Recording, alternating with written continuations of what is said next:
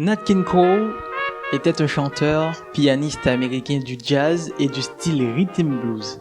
Cependant, il a été plus associé au courant du jazz vocal. Il fut l'un des plus importants et célèbres crooners des années 1950 et de l'histoire du jazz, avec près de 50 millions de disques vendus en 30 ans de carrière internationale. Au passage, c'est quoi un crooner? Un crooner est un chanteur de chansons charme, un chanteur de variété. C'est un chanteur caractérisé par un style de chant au ton chaleureux et émotionnel qu'il communique avec leur timbre de voix. Cette chaleur et cette émotion dans la voix ne sont possibles que grâce au microphone. Le crooner chante surtout des ballades, bref. Bien que le mot soit origine du monde anglophone, des crooners existent ailleurs qu'aux États-Unis, particulièrement en France, en Espagne, en Italie et au Japon. Retournons. Nat avait commencé à jouer d'abord à Chicago et il a gagné sa notoriété lorsqu'il forme en Californie son fameux trio de Nat King Cole. The monkey thought that everything was on the square. The buzzer tried to throw the monkey off of his back. The monkey grabbed his neck and said, "Now listen, Jack." Straighten up. Ce trio composé de Oscar à la guitare et Wesley Prince à la basse.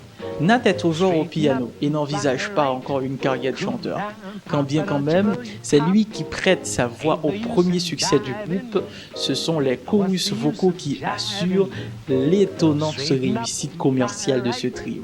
Et King Cole doit chanter bien plus qu'il ne comptait le faire, au point que pour le grand public américain, c'est un chanteur qui s'accompagne au piano. Indésirable, unforgettable, dans les années 1940. Les succès s'enchaînent par Nat King Cole et ses musiciens. Ils ont sorti le morceau I Love You for Sentimental Reason, The Christmas Sound ou encore la chanson Nature Boy.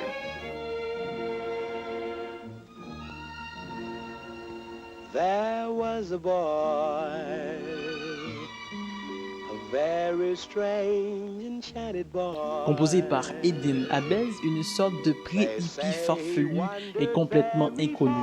La chanson doit son succès à Nat King Cole qui en obtient la partition en 1947 et séduit, il décide de l'enregistrer.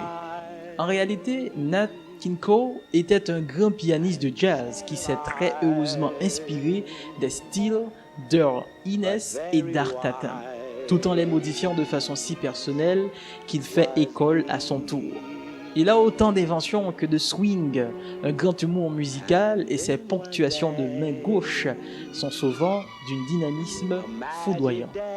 Comme chanteur, Keane s'est inspiré de Louis Armstrong, mais il faut entendre ses chorus vocaux non commerciaux. Par exemple, celui du Sweet Lorraine, version 1900. A pair of eyes that are brighter than the summer skies. When you see them, you realize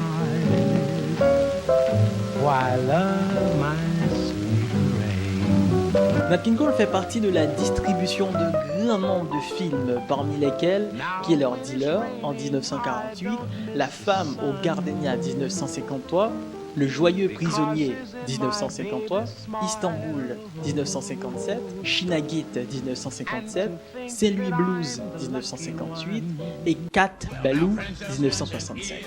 Ce dernier film sort après sa mort. It's a song that's newly made, and Professor Sandra Shade and the Sunrise Kid are singing it for you.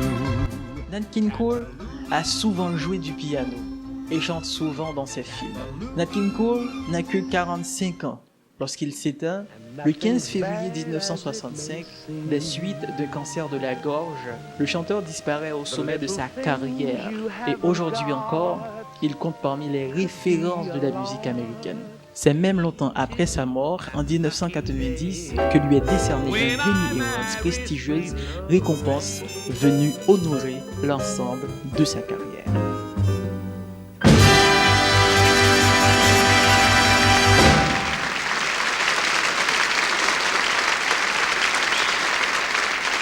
Thank you so much. You're very kind.